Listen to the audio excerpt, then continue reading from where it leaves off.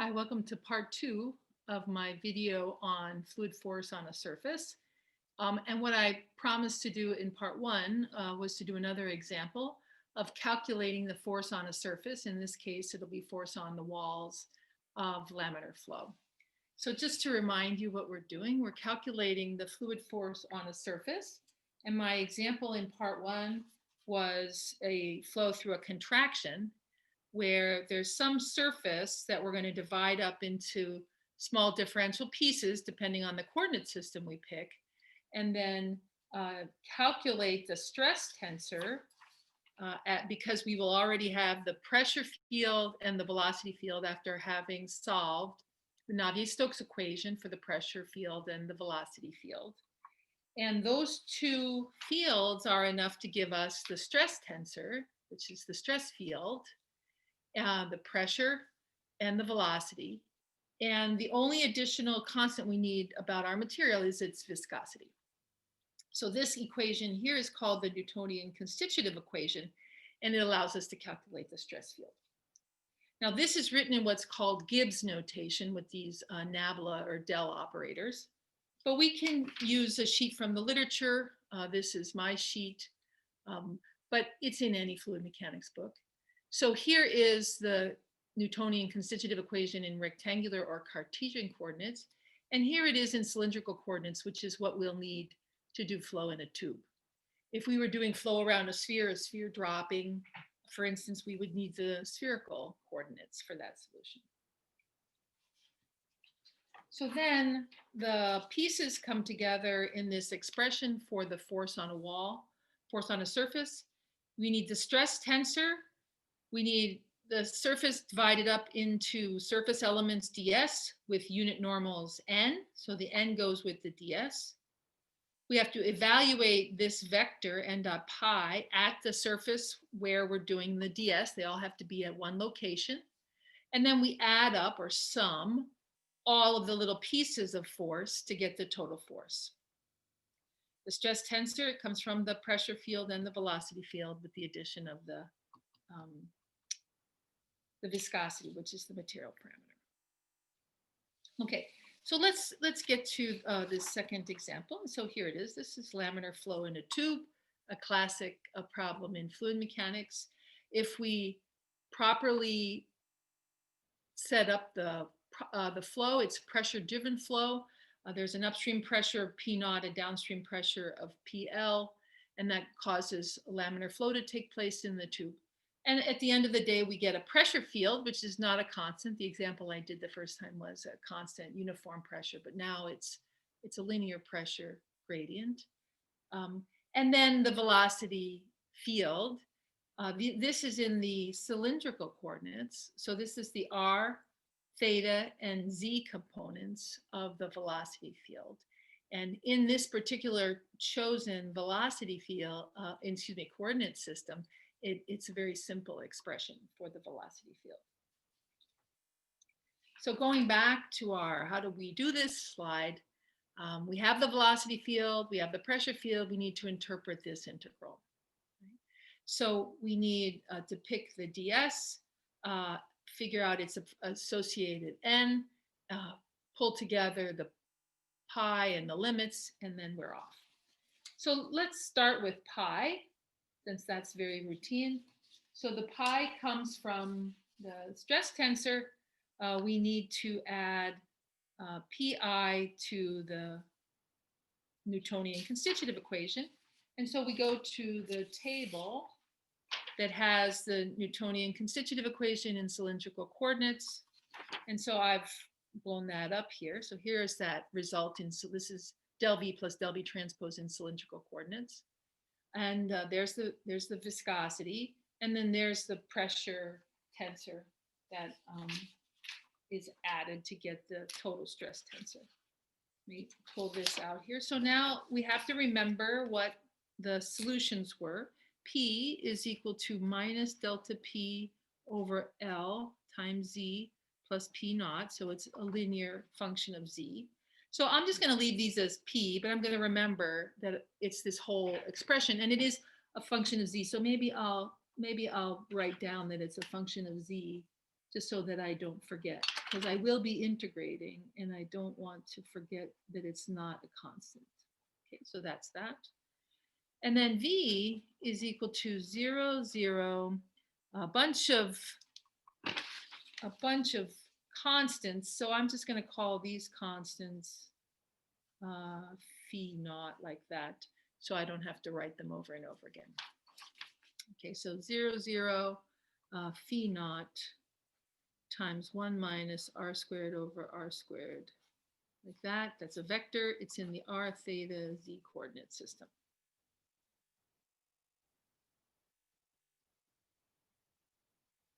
All right, so as we did with the previous problem, we have a lot of things we can cancel out here. This is VR, so VR is 0, so all these derivatives with respect to VR are also 0. And the second 0 is V theta. This one here is V theta. So if there's a V theta anywhere, V thetas are 0. And what's remaining are VZ derivatives. Oh, here's a V theta, VZ derivatives. VZ is a function of R. So dVz with respect to R is not 0. dVz with respect to theta, there are no thetas in here, is 0. And dVz dZ, there are no z's in here, is also 0.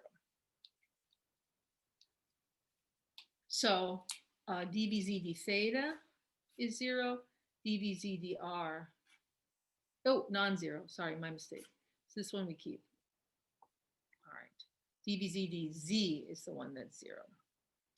All right, so everything is 0 except for dVz dr in 2 places. dVz dr in 2 places. So what's dVz dr? dVz dr, taking a derivative of this, is equal to phi naught, and then the derivative inside is a minus 1 over r squared, and then there's a 2r. So this is on the outside, then we go on the inside, the derivative of that is nothing, minus 1 over r squared, and then the derivative. Okay, so that's now the pi is a big tensor here. So we have to figure out what n is. N dot pi is equal to n dot pi. Okay, so we haven't talked about the n, but we will in a second. And now I'm just going to copy this down. The minus p of z goes down the diagonal, and there's no contributions from this on the diagonal.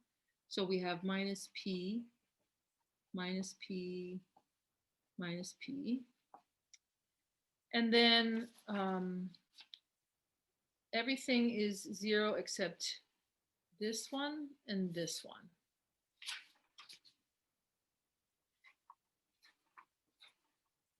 This one and this one.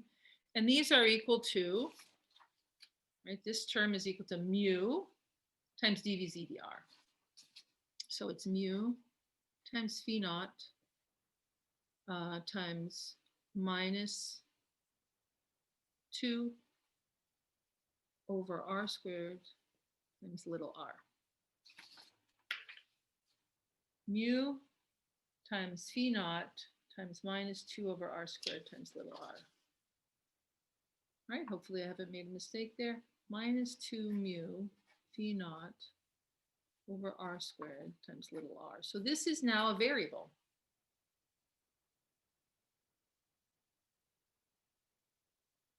Not a constant.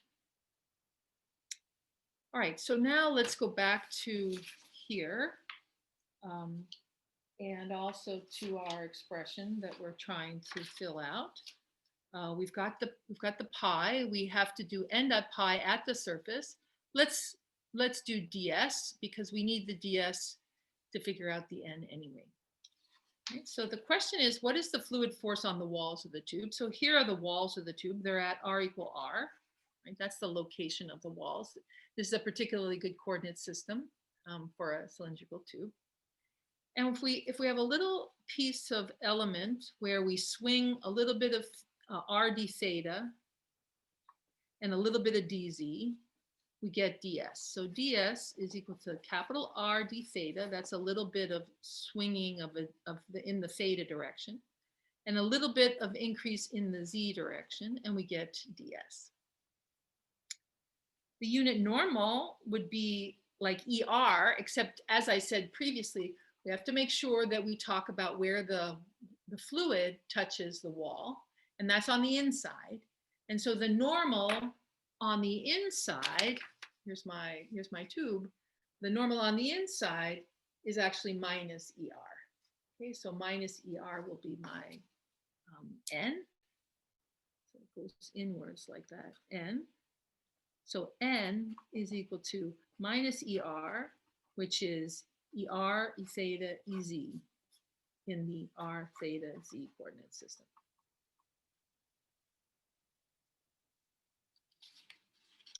Okay, so then we're going to need this in a second. When we do integrals over this differential element, theta is going to go between 0 and 2 pi because it's going to swing all the way around.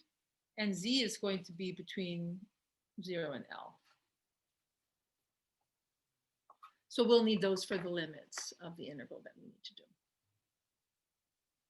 All right, I think we're getting there. All right, so here we are. Let me fill in the n, which was minus 1, 0, 0. So this is n dot pi. And then at the surface is r equal r, which means this is going to become r, and this is going to become r, because we have to evaluate everything at the surface, not away from the surface. So r less than capital R is away from the surface. So that's going to work, and we're going to get a little cancellation there.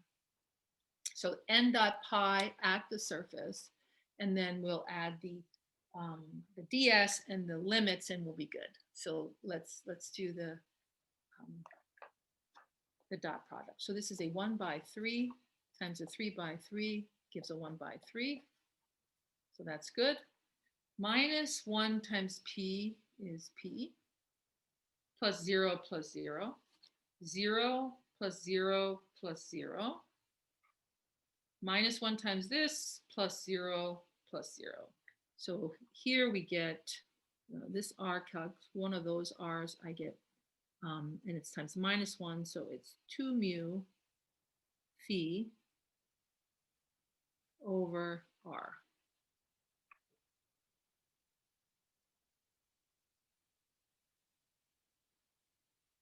I think that's right. All right, so now we're in the up to the integral. Right, so the question is, what is the force on the wall? And the force on the wall is given by the integral of n dot pi at the surface ds. So n dot pi is p 0, 2 mu phi naught. Phi naught is that combined variable that we did so that we wouldn't have to write all the details. So p0, and then this mess, this is a vector in the r theta z coordinate system. And this is going to be integrated. And then the ds was capital R d theta dz. Capital R d theta dz, where theta goes from 0 to 2 pi, and z goes from 0 to L. And this gives the force.